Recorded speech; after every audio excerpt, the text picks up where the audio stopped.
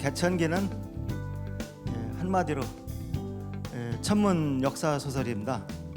그래서 2011년에 1편 개천기가 나왔고, 그다음 2014년에 2편 태호복희가 나왔고요.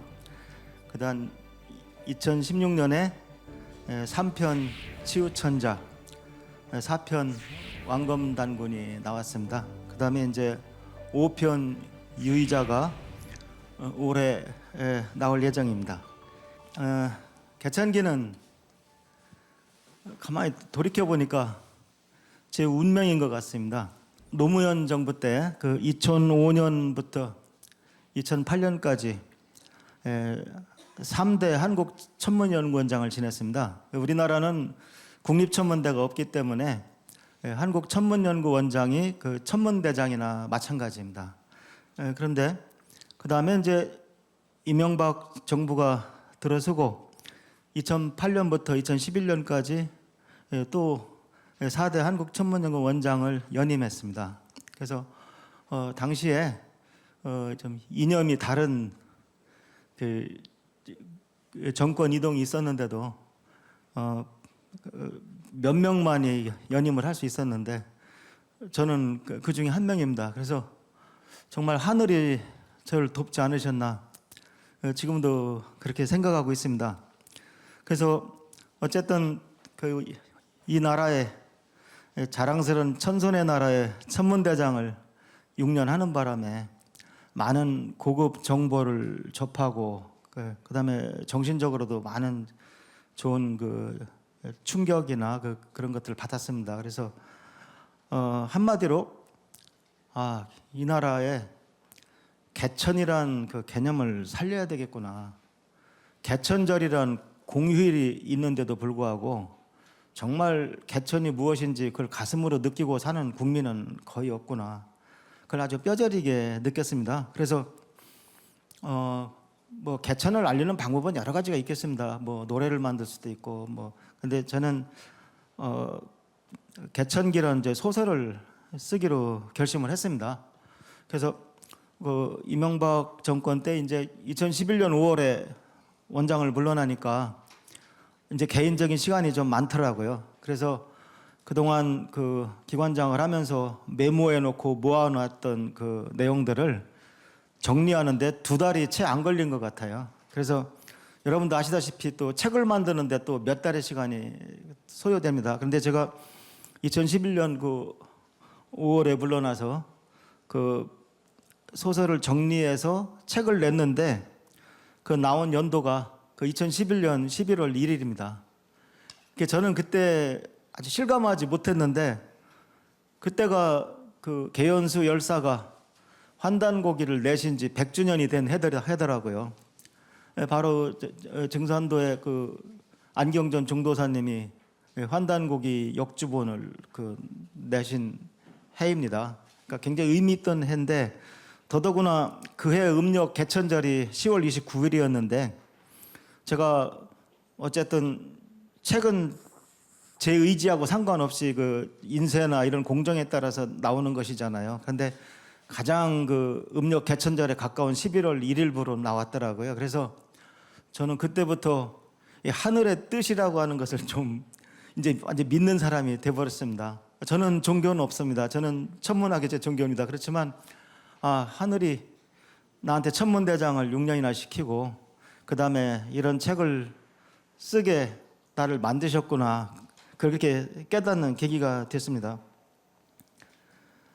그래서 이제 환단고기를 보시면은 우리 상고사는 환인환국, 환웅배달, 단군 조선으로 정리가 됩니다. 잘 아시다시피 환인환국은 BC 7197년부터 BC 3897년까지 7대 환인께서 3301년 동안 다스리셨고요.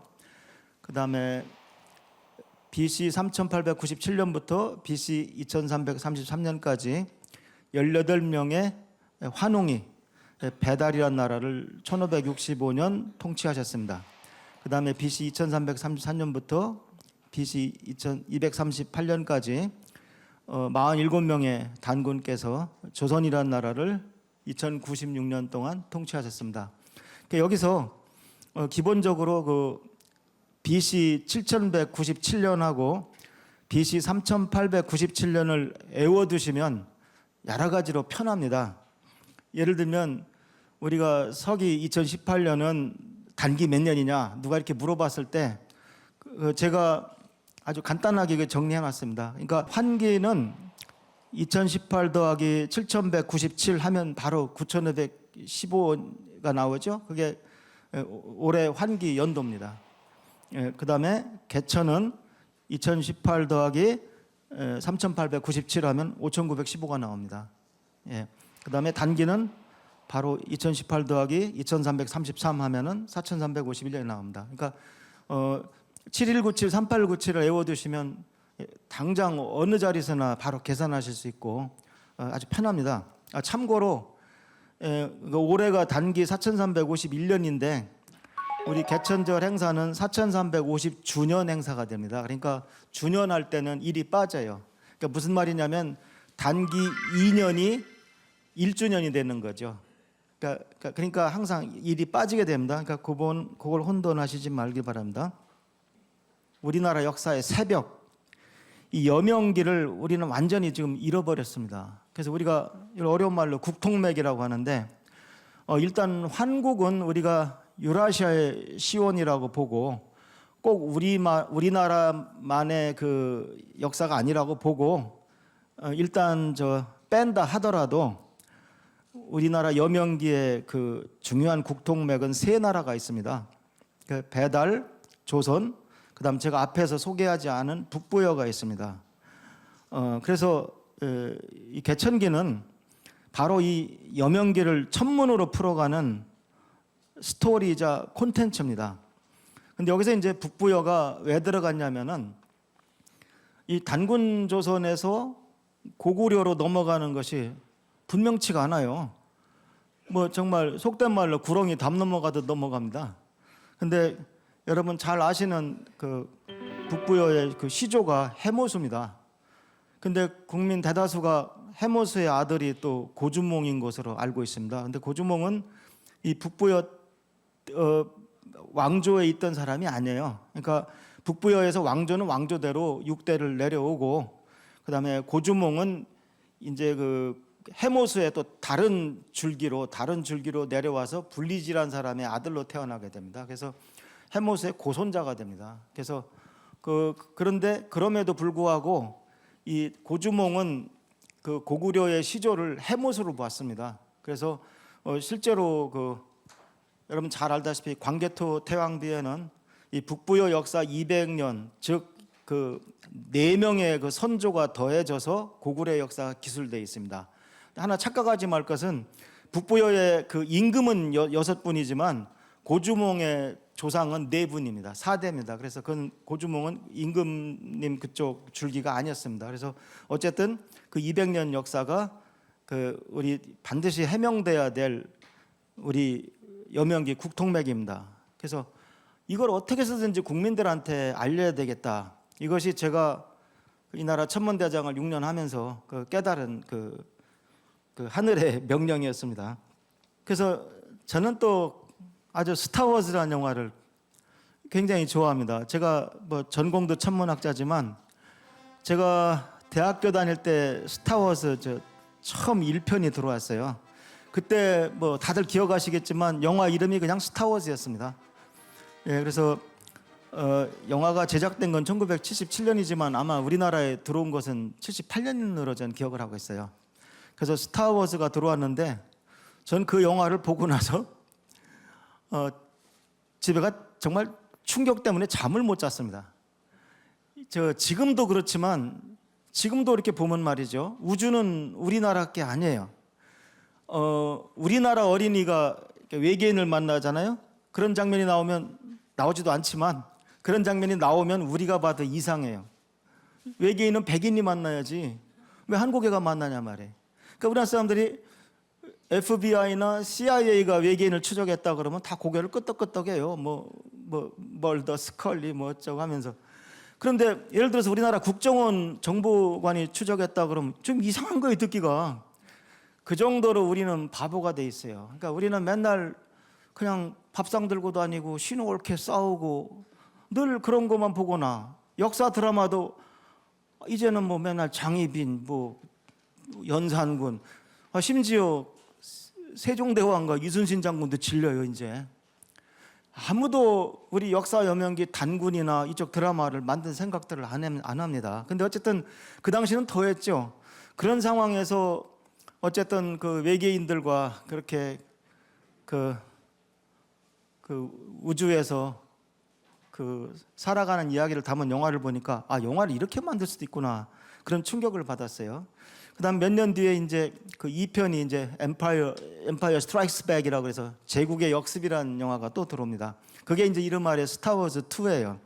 그다음에 이제 리턴 오브 더 제다이, 그 제디 기사의 귀환, 그런 제목으로 스타워즈 3편이 나옵니다. 그래서 제가 나도 저런 식으로 가야 되겠다. 그래서 제가 제일 첫 편에 1편을 갖다 그냥 스타워즈처럼 개천기, 그다음에 이제 두 번째 거는 이제 태오복희 개천기 2, 그다음 치우천자 개천기 3, 이제 이렇게 번호를 매겨 나가기 시작했습니다. 근데 가만히 보니까 개천지라는 책도 없어요. 당연히 있어야 되는 책인데 사람들이 관심이 없으니까 책도 없어요. 그래서 저는 제목부터 아주 행복한 고민을 했어요. 야, 이거 개천기로 할까 개천지로 할까. 근데 개천지 그러니까 뭐 개가 천지다, 뭐 개판이다, 그런 것 같아갖고 개천기가 낫다. 언젠가 누군가 이제 개천기 쓰시겠죠. 뭐 이 중에 쓰실 수도 있고. 그러나 개천이 이 정도로 잊혀져 있다는 그 한편으로는 슬펐습니다. 제가 그런 자격이 있나. 그래도 일단 없는 것보단 낫잖아요. 그래서 제가 저로서는 진짜 황금 같은 제 50대 인생 10년을 투자를 해서 이쪽에 좀 매진했습니다. 근데 저는 나름대로 이렇게 규칙들을 만들어 놨어요. 일단 한번 등장한 천부경이나 하도나 태극이나 팔개 같은 것은 일단 한번 등장했으니까 아주 대를 이어서 계속 그 등장하도록 만들었습니다.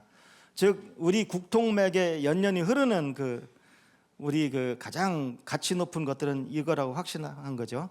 그 다음에 또 하나는 여러분 유명한 셜록 홈즈 탐정 이야기 아시죠? 저는 또 이 코난 도일 팬이기도 합니다. 그래서 홈즈와 와트슨 체계를 유지를 했어요.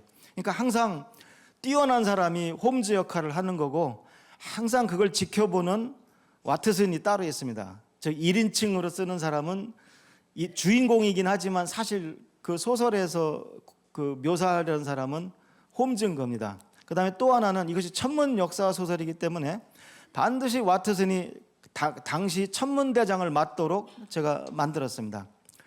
그 다음에 믿거나 말거나 한글 전용으로 썼습니다.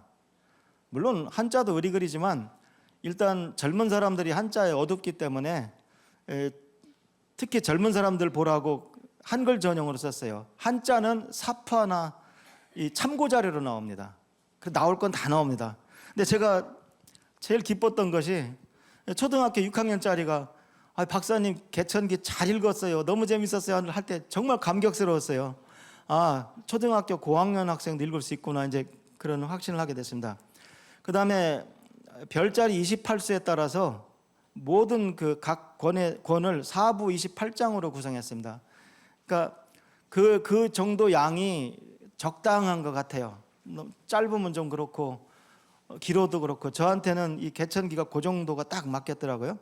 그 다음에 한 권도 예외 없이 개천 축제를 묘사했습니다. 우리나라는 국가 차원의 축제가 없죠. 근데 하여튼 저는 그 개천 축제를 각 권마다 반드시 묘사했습니다. 그래서 옛날 그 문화가 발전 안 했던 시대에도 밤에 온통 횃불로 예를 들면 신시나 아사다를 밝히고 그 백성들이 아주 행복하게 그냥 공짜로 술을 먹고 전부 용광로처럼 하나가 되는 그 개천 축제를 빠짐없이 기술했습니다. 그 다음에 아울러 3편부터는 칠석 축제도 도입을 했습니다. 그래서 옛날 그 바이칼호 건너서 만나던 나반과 아만의 그 전통을 이어받아서 우리 선남 선녀가 그 만나는 그 칠석 축제를 3편 이후로부터 계속 그걸 도입을 했습니다. 제가 얼마나 집요한 사람이냐면 제가 오래전에 10년도 넘었습니다. 우리 대전시를 가만히 보니까 우리 대전시가 역사가 짧아요. 역사가 짧다는 게 참 무서운 겁니다. 우리 대전시는 성문 하나가 없거든요. 그러다 보니까 대전시가 자랑할 만한 시 축제가 없습니다. 옛날에 한반문화재인가 굉장히 오래된 것이 하나 있었는데 그것이 흐지부지 됐고 현재는 정확하게 이 견우직녀 행사밖에 없습니다. 그때 대전시에 이 견우직녀 축제를 제안했던 것이 바로 저입니다. 그래서 당시에 그 사람들 설득하던 내용을 잠깐만 제가 소개하면은 잘 봐라. 우리나라 명절은 하늘의 숫자 홀수가 겹치는 날이다. 즉 1월 1일, 3월 3일, 5월 5일, 7월 7일, 9월 9일이 우리나라 명절이다. 좀 속되게 표현하면 1땡, 3땡, 5땡, 7땡, 9땡이다. 근데 1땡이 이제 1월 1일이 설날이고 3월 3일 삼진날인데 좀 춥고, 근데 5월 5일을 강릉에서 유네스코에 등록을 했죠. 바로 단오입니다. 그래서 이웃 나라들이 땅을 치고 있어요. 근데 7땡이 놀고 있잖아요. 음력 7월 7일이 바로 칠석제입니다. 그래서 이건 주제도 인류의 영원한 수수께끼, 남자와 여자의 사랑인데 이건 세계화할 수 있는 축제다. 이건 임자도 없고 연고지도 없다. 예를 들어 이도령과 성춘향 얘기는 남원에서 해야 되죠. 그러나 견우직녀 연고지도 없어요. 이건 하는 사람이 임자입니다. 근데 마침 우리 대전의 엑스포 다리가 빨간색, 파란색이고 저거 오작교라고 우기면 되지 않냐. 오래 우기면 된다. 그러면 갑천은 은하수가 되는 거 아니냐. 그 동네가 하나의 우주가 되는 거다. 좀 어려운 말로 천상열차 분야지도가 되는 거다. 해봐라 했더니 시작을 했어요. 그래서 제가 뭐 그 얘기를 오래는 못합니다만 그 견우직녀 축제라는 것이 지금 아주 굉장히 점점 커지고 그다음 저도 나름대로 기성세대라 미처 생각 못했던 방향으로 진화하더라고요. 예를 들면 요새 젊은 애들이 좋아하는 가면 무대 같은 거 제가 어떻게 합니까? 근데 젊은이들 프로그램이 생기고 하니까 굉장히 그 해마다 조금씩 달라지는 걸 보고 참 느낀 바가 많습니다. 그래서 일단 대전은 제가 칠석제를 만드는 데 성공을 한 것 같아요. 근데 일단 저는 처음에는 그냥 배달국만 생각을 했어요. 그래서 이제 근데 사람이 한 3권 정도 쓰다 보니까 중장기 계획이 생기는 거예요. 여러분들 다 이해하실 수 있을 겁니다. 일단 제가 정리를 해드리면 일단 배달 3부작, 조선 3부작, 물론 당연히 고조선이죠. 단군조선이죠. 그다음 북부연은 좀 짧으니까 2부작 이렇게 구성이 되겠더라고요. 그러니까 역사에도 이 혈자리가 있고 그 중요한 사람이 있더라고요. 그래서 결국 여기 계신 분들을 쭉 소개하면은 아까 제가 뼈저리게 느꼈던 그 여명기의 그 국통맥을 해보고 하는 건 그냥 저절로 되겠더라고요. 그래서 배달은 당연히 그 태호 복희와 치우천자가 홈즈가 돼야죠. 1편만 홈즈가 없습니다. 1편만 예외입니다. 1편은 그냥 바로 와트슨이 즉 해달이라는 그 천문대장이 곧 모든 일을 다 하게 되고요. 2편은 복희, 3편은 치우입니다. 저 두 사람은 우리 배달에 절대적으로 중요한 우리 조상님들입니다. 태호 복희는 음양 오행 우주를 만드신 분이고 치우천자는 얼마나 신납니까? 우리 행정수도를 갖다가 대륙으로 옮긴 분입니다. 그러니까 만일 우리가 뭐 사람들이 말하는 것처럼 환단고기가 우이서고 그러면은 저 두 분이 우리나라 사람이 아니에요.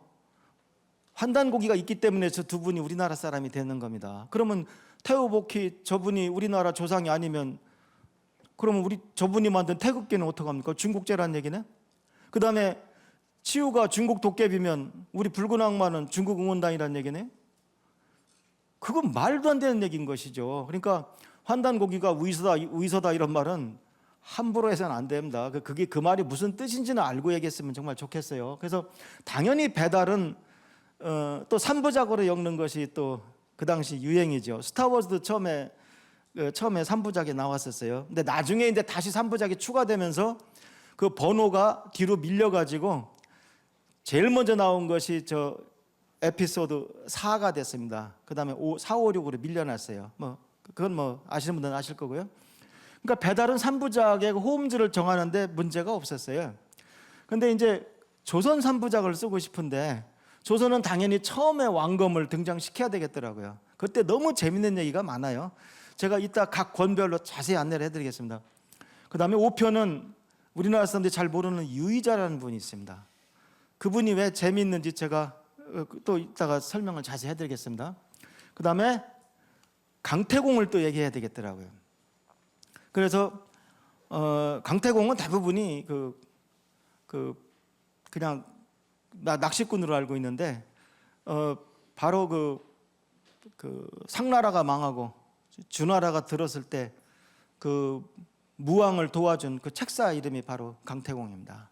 그래서 그렇게 하다 보면은 절묘하게도 이 유의자가 생존했을 때 중국의 최초의 화족이라고 하는 하나라가 망하고 상나라가 들었을 때입니다.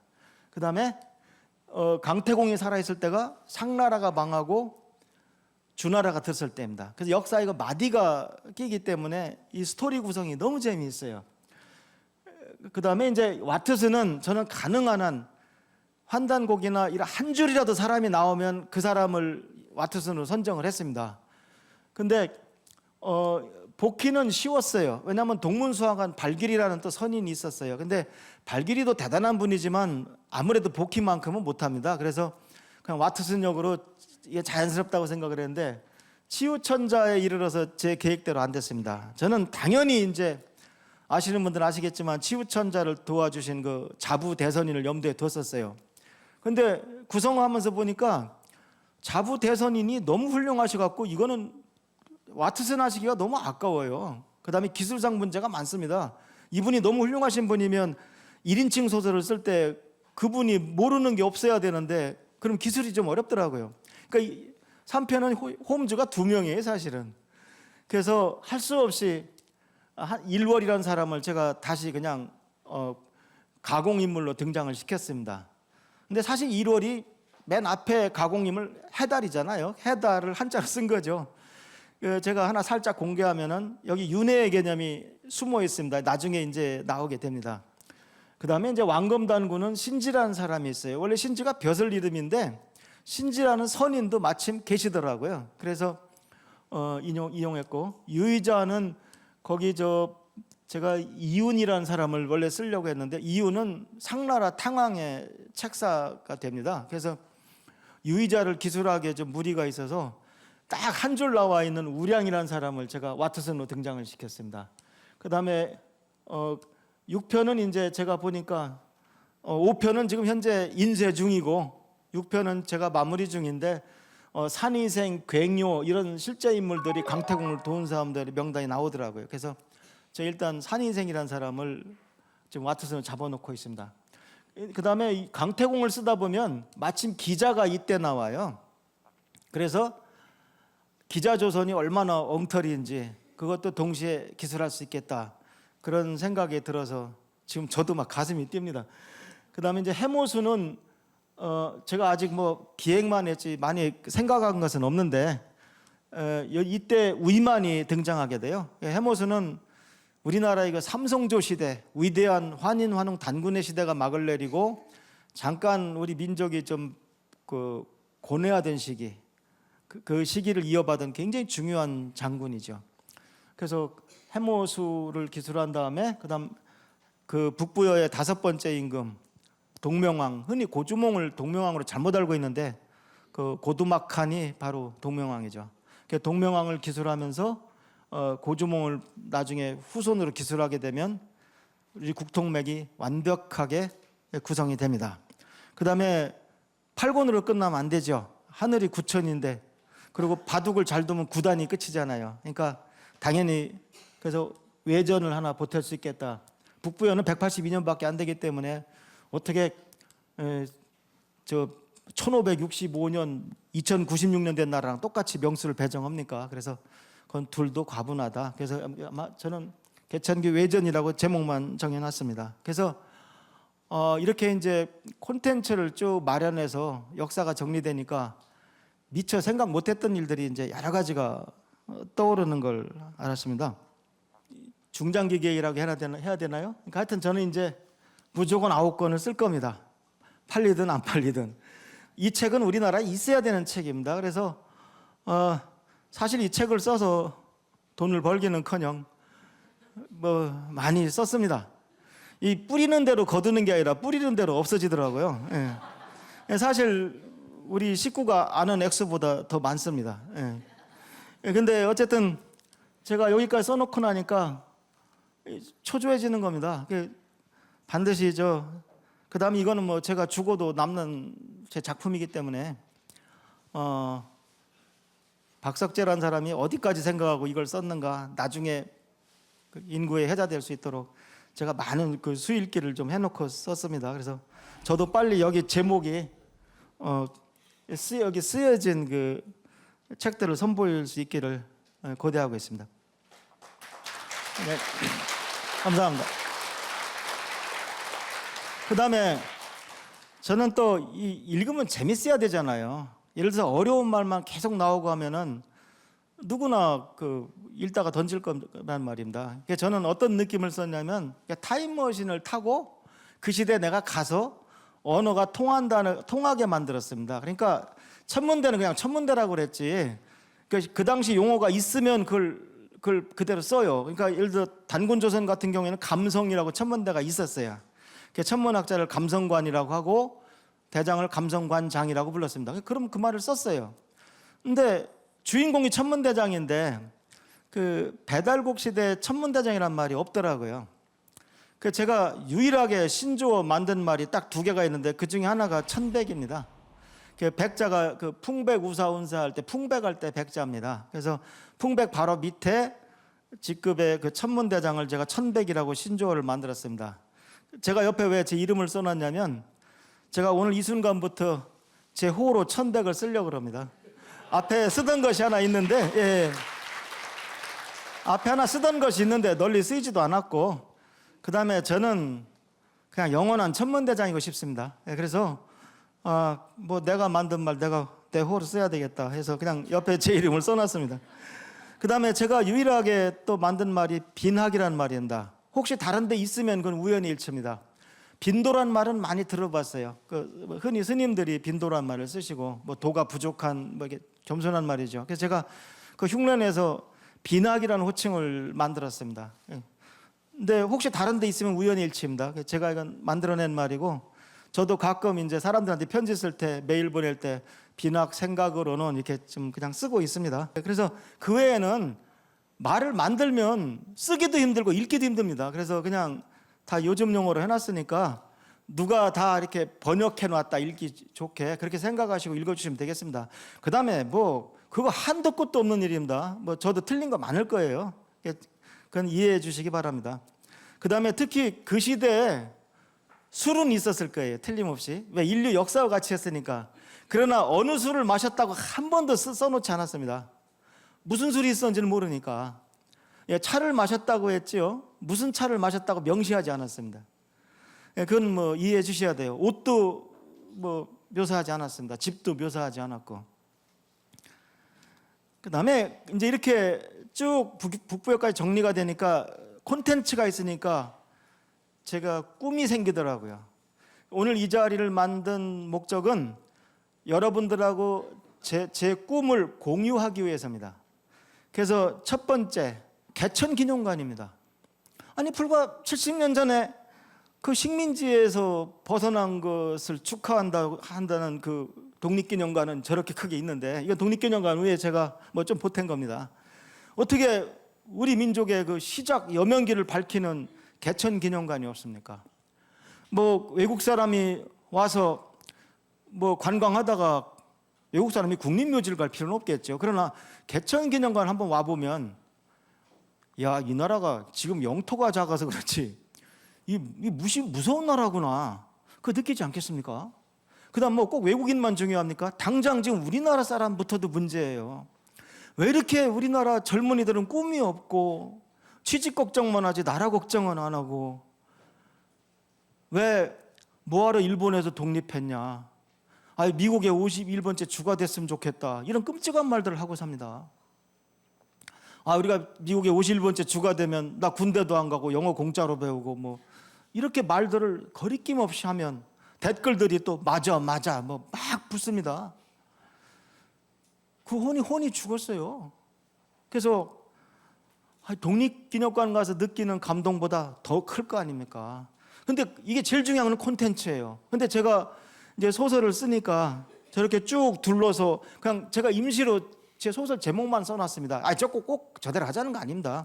그냥 제일 큰 건물을 개천관이라고 하고 그 주위에 태호복희관, 치우천자관, 왕검단군관, 유의자관, 강태공관, 해모수관, 동명안관 이렇게만 해놔도 우리 민족의 그 여명이 여기서 다 볼 수 있지 않습니까? 왜 이걸 못하냐 이겁니다. 그것이 보이더라고요. 그다음 감사합니다. 그다음 두 번째는 개천축제 부활입니다. 이건 제가 좀 정리해봤습니다. 원래 개천절은 음력 10월 3일인데 지금 양력 10월 3일로 기념하고 있습니다. 제가 읽어보겠습니다.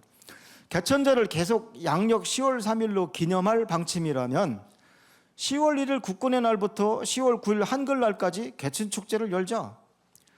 개천절과 한글날이 공휴일이고 주말이 반드시 포함될 거 아닙니까? 9일 간격이니까 큰 문제는 없을 것이다.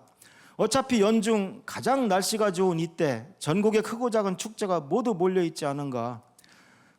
그 다음에 나라 위에서 죽는 호국의 간성인 국군의 날이 10월 1일이고 우리 문화의 최고 자랑거리 한글날이 어떻게 10월 9일입니까? 어떻게 9일 간격입니까? 이게 하늘의 뜻 아니냐 말이에요, 제에게는. 그러니까 그 축제 동안만큼은 뭐 다민족이고 뭐고 간에 우리 국민들이 전부 다 고단한 삶을 잠시 잊고 신명나게 놀며 하나가 되자. 용광로처럼. 전국체육대회도 그때 하면 될 거 아닙니까? 그래서 뭔가 옛날에는 역사 기록에도 다 있잖아요. 뭐 몇 개 기억나는 게 뭐 있지 않습니까? 뭐 영고도 있고 뭐 동맹도 있고 뭐 이 무천 이어주다가 언젠가 다 없어졌어요. 사람이 먹고 사는 게 전부답니까? 잘 먹고 잘 산 것이 역사책에 남습니까? 뭔가 앞으로 개천 대통령, 역사를 이해한 대통령이 나오면 이런 거 한번 부활해보자 이런 꿈이 생기고요. 그다음 세 번째 꿈은 개천 연호 좀 제정하자. 단기 연호가 1961년에 사라졌습니다. 단기를 서기와 같이 쓰면 불편할까? 전혀 그렇지 않습니다. 음력을 버린 일본도 연호는 지금 그대로 쓰고 있습니다. 지금 일왕이 죽을 때마다 연호가 바뀝니다.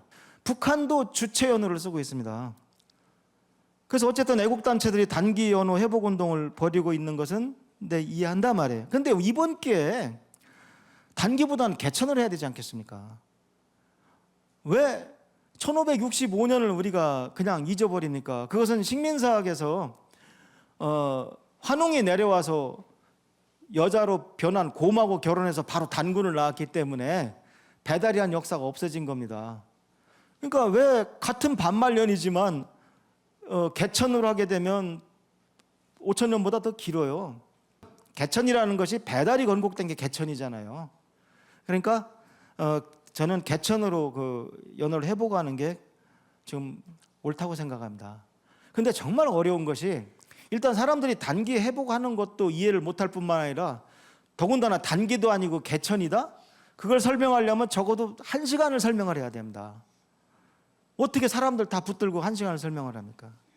그래서 정말 이러한 것이 답답합니다. 그래서 저는 적어도 이 개천기가 가지고 있는 꿈 3가지 중에 좀 한 가지라도 좀 이루어졌으면 좋겠습니다. 근데 한번 저도 이 꿈을 현실화하기 위해서 최선을 다하겠지만 여러분들도 아무 이해관계가 없는 분들도 내가 한번 태어나고 결국 사라지는 내 나라를 위해서 전부 다 제 꿈에 동참해 주시기를 부탁드립니다. 자, 그러면 이제 한 권씩 한번 살펴보도록 하겠습니다. 오늘 저는 2마리 토끼를 잡으려고 합니다. 개천기가 천문 역사 소설이기 때문에 여러분들한테 역사만을 얘기하는 것이 아니라 거기에 나오는 천문학을 얘기하려고 그럽니다. 여러분들, 저 현대인이 단군조선 때 사람보다 천문을 모르면 어떡합니까? 근데 그 당시 사람들이 그럼 천문을 대단히 많이 알았느냐? 지구가 둥글다는 사실도 몰랐을 거 아닙니까? 지금 우리 중고등학교 과학에 나오는 것보다도 쉬워요. 그래서 그 당시 얼마나 천문을 알았겠는가, 우주를 알았겠는가, 그걸 추리하는 것도 굉장히 재밌습니다. 그러니까 굉장히 쉬운 내용들인데 문제는 우리나라 성인들이 거의 내용을 몰라요. 그래서 아마 틀림없이 제 소설을 읽는 분들은 그 부분을 다 넘길 겁니다. 그 제가 오늘 이 귀중한 기회에 그 부분을 굉장히 자세히 설명드리겠습니다. 그래서 여러분들이 옛날 학창 시절에 배운 그 천문학 내용이 이런 거였구나 하고 이해하시도록 한번 설명해 보겠습니다. 그래서 이제 배달 3부작이라 하면 이제 바로 개천기, 태호복기, 치우천자입니다. 이 세 권을 말합니다. 그래서 특히 이 배달 3부작이 의미가 있는 것은 최초의 우리나라라고 볼 수 있다. 개천은 이제 바로 배달국이 세워진 것을 말한다. 그 다음에 우리 환웅은 환인한테 천부인을 받아왔잖아요. 천부경, 우리 민족의 우주론입니다. 바로 천부경이 환국부터 내려와서 81글자로 정리되는 것이 배달국 초기입니다. 그 다음에 바로 태호복희와 치우천자라는 두 영웅이 있습니다. 태호복희는 배달 5대 태우의 환웅의 막내 아들입니다. 제가 어디 기고를 하면은 이 태우의 환웅의 의자가 2개 들어가니까 기자들이 교열하면서 의자를 하나 빼요. 근데 환웅 조남이 태우의입니다. 태우의. 그러니까 태호복희의 형은 다이발이에요. 6대는 다이발이에요. 형이니까 형이 환웅이 되고, 이 막내니까 나중에 서토로 가게 되는 것이죠. 그다음 치우천자는 배달 14번째 자오지 환웅 자신입니다. 그러니까 배달의 두 영웅이 계시고, 아까도 말씀드렸지만 배달을 부정하면 태극기는 중국제가 되고 붉은 악마는 중국원단이 됩니다. 이 두 분은 반드시 우리나라에 책이 있어야 합니다. 특히 태호복희는 제가 아무리 검색을 해봐도 우리나라에서 같은 제목을 갖는 책이 제 책밖에 없어요. 그러니까 제가 굉장히 거기에 대해서 자긍심을 가지고 있습니다. 자, 먼저 그럼 개천기부터 한번 알아보도록 하겠습니다. 개천기는 홈즈가 없습니다. 유일하게. 그 다음에 해달이라는 가공 인물이 와트슨입니다. 그 다음에 스토리는 한마디로 해달은 천문학자고 2명의 친구와 큰 일을 합니다. 삼총사입니다. 그래서 진해라는 친구는 문신입니다. 그래서 천문을 포함해서 환자로, 거기 제가 말하는 환자가 한자입니다. 81글자 천부경을 완성을 합니다. 그래서 신시에 이제 바위에 새기게 되는 거죠. 그 다음에 장래 치우천자의 조상인 치우가 등장을 해서 천문을 이용해서 지손의 침략을 경멸해 버립니다. 천손에게 도전했던 그 호랑이 부족이 1만 기갑군을 끌고 와서 이 하늘의 군대와 접전을 합니다. 근데 단 한 가지 천문학 사실을 이용을 해서, 즉 주인공이 책사 역할을 해서 이 천손에 도전한 지손을 그냥 무참에다 경멸해 버립니다. 아주 여러분들 보시면 속이 다 시원하실 겁니다. 그래서 실제 인물로는 마지막 환인 지휘리가 나오고요. 첫 번째 거발환이 나오는데 거기선 돌아가신 분으로 나옵니다. 왜냐하면 이 스토리는 2대 거불리 환웅 때 얘기입니다. 그 다음에 이제 주인공도 가공인물이지만 옛날에는 역사 기록이 없기 때문에 사람이 많이 안 나와요. 그래서 가공인물이 많을 수밖에 없습니다. 그래서 이제 진해, 치우, 근유, 무라발 같은 사람들이 나오게 됩니다. 그래서 이 순서를 보시면 아까 말씀드렸지만 4부로 되어 있고 각 부는 7장으로 되어 있습니다. 그래서 전부 다 28장으로 구성이 되어 있습니다. 그래서 그냥 한번 쭉 훑어보시면은, 자, 일부 천백이 되다. 일단 제 룰에 주인공이 천문대장이 돼야 되니까 일단 천백이 돼요. 이때는 세습제입니다. 그래서 아버지가 천백이었는데 거불리 천왕한테 천백 임무를 받아요. 그 다음에 이제 거기서 나중에 뒤에 장군 치우와 신지 지혜라는 두 중마고가 있습니다. 물론 중마고는 훨씬 뒤에 만들어진 단어인데 뭐 그냥 썼습니다. 소설이니까. 그 다음에 이제 하늘을 공부하다. 그래서 이제 저쪽 북쪽도 가보고요. 그 다음에 이제 저는 수성이 발견되는 걸 했습니다. 왜냐하면 수성, 금성, 화성, 목성, 토성 중에서 일생 동안 정말 한 번도 보기 힘든 게 수성이에요. 제가 블로그나 이런 데 수성 보라고 안내할 때 가능하면 보십시오. 그래서 수성은 아마 제일 마지막에 발견됐을 겁니다. 근데 보통 원시인들도 다 알고 지냈겠지만 이때쯤 수성이 발견됐다고 해서 문제될 거 없습니다. 그러니까 그 당시 뭔가 이제 그 여러 가지 음양오행이 없을 때지만 뭔가 행성이 하나 더 있어야 할 것 같은 여러 가지 징조를 제가 나열을 합니다. 그 다음에 이제 사괴 태극기가 나오게 됩니다. 이거 복귀 때 거 아니냐 이렇게 말씀하실지 모르겠는데 환단고기 삼성기 상을 보면은 괴가 등장합니다. 그래서 복귀가 아마 그 집대성한 것이 아닌가 저는 그렇게 생각하고 있습니다. 그 다음에 이제 전쟁에 참가하다가 바로 이제 지손이 이제 참가한 거죠. 월식이 일어나서 불길한 징조도 있고 이제 천문학적 기술을 하는 거죠. 그런데 이제 안개를 이용해서 이 치우 장군이 이제 작전을 하는 겁니다. 근데 이것이 기록에 남아 있다가 나중에 3편에서 그 치우천자의 이제 신하가 옛날 천문대 그 기록을 보니까 안개를 이용한 작전이 있다라 상소해서 치우천자가 이제 그걸 즐겨 쓰게 됩니다. 그래서 일부러 이 나름대로 그 스토리 간의 그 시간 순으로 진화하는 면도 발견하실 수 있어요. 그 다음에 이제 풍백이 되다.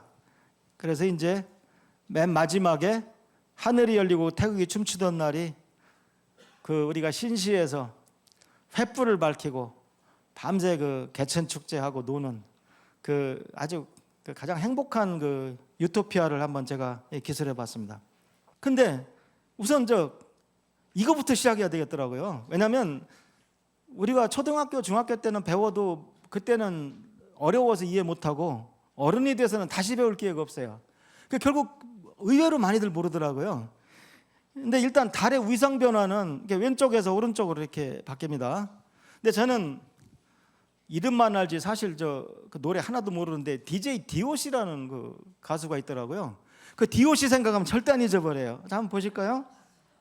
자, D가 먼저 왔다가 O로 갔다가 C로 간다 생각하시면 돼요.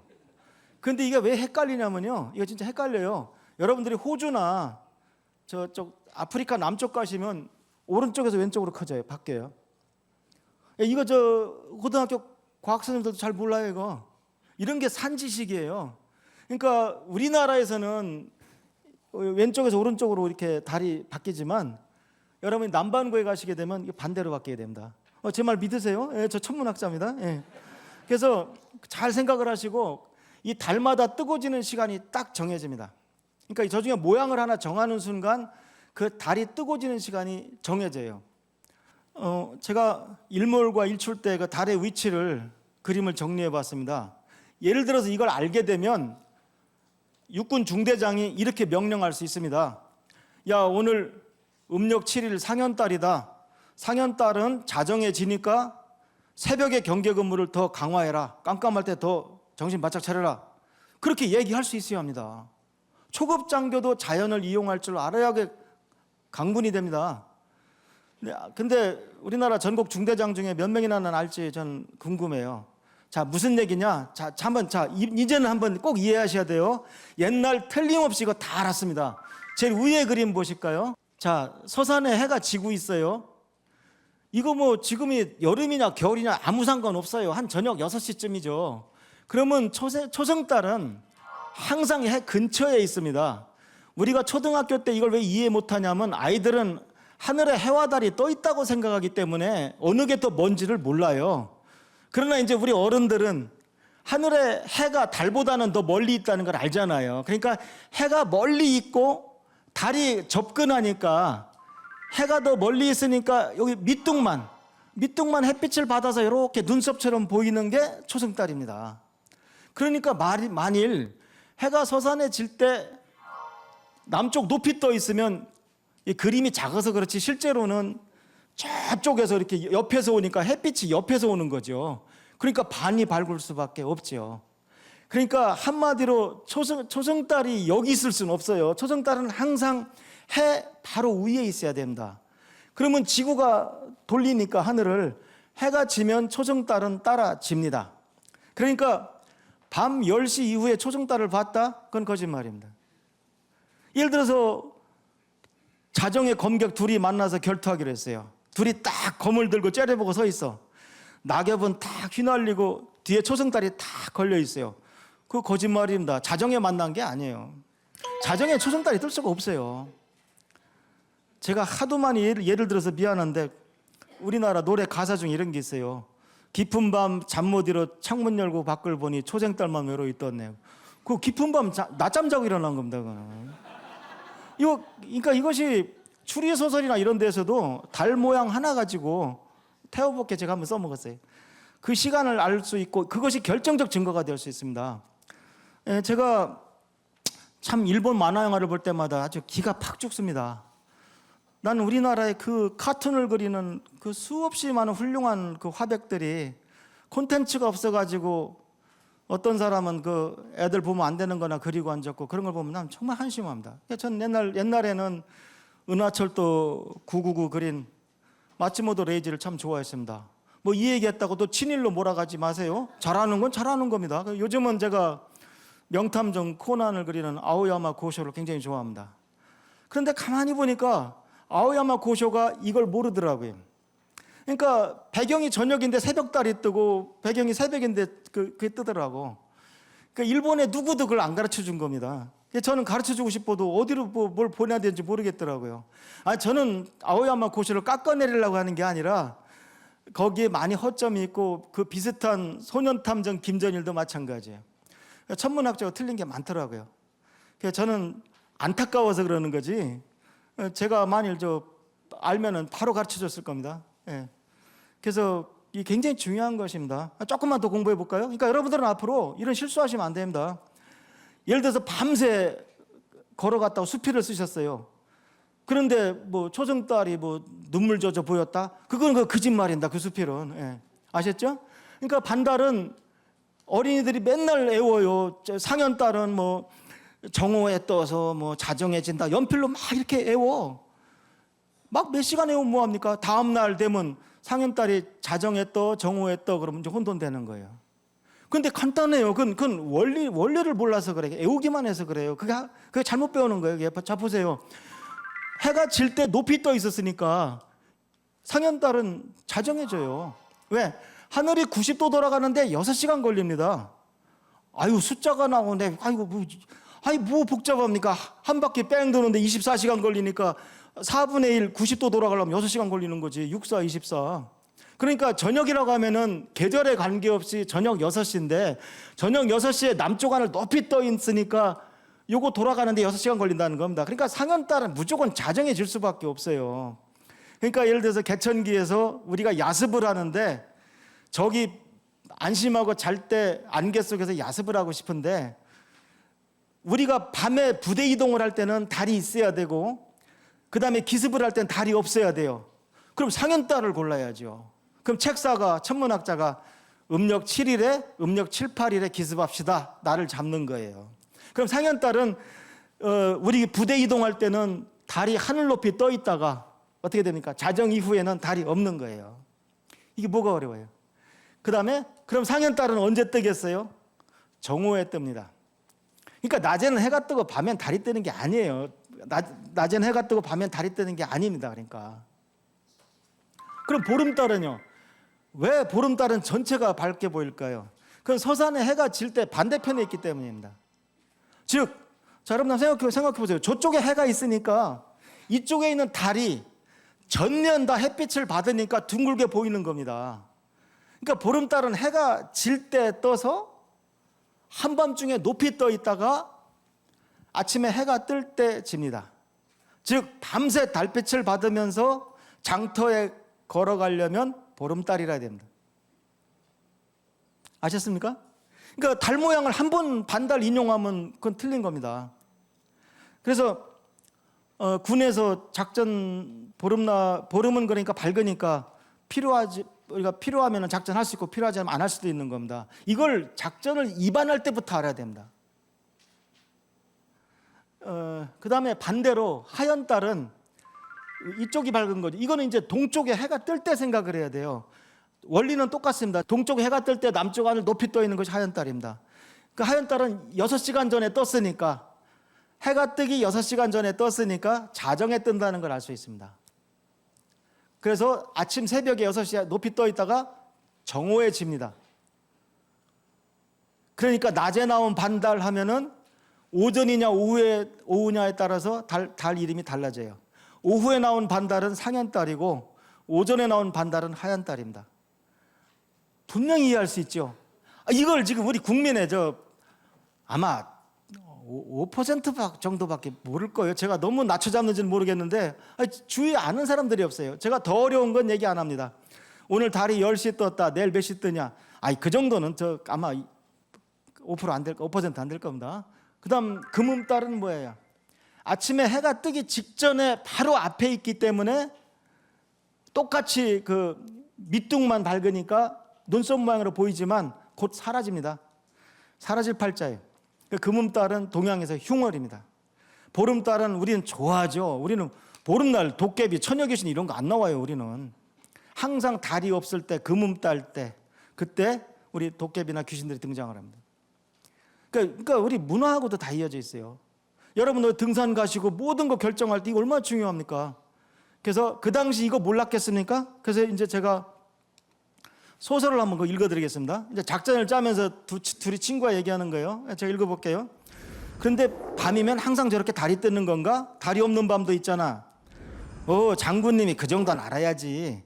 대부분의 백성들이 낮에는 해가 뜨고 밤엔 달이 뜨는 것을 잘못 알고 있네. 초승달은 초저녁달이야.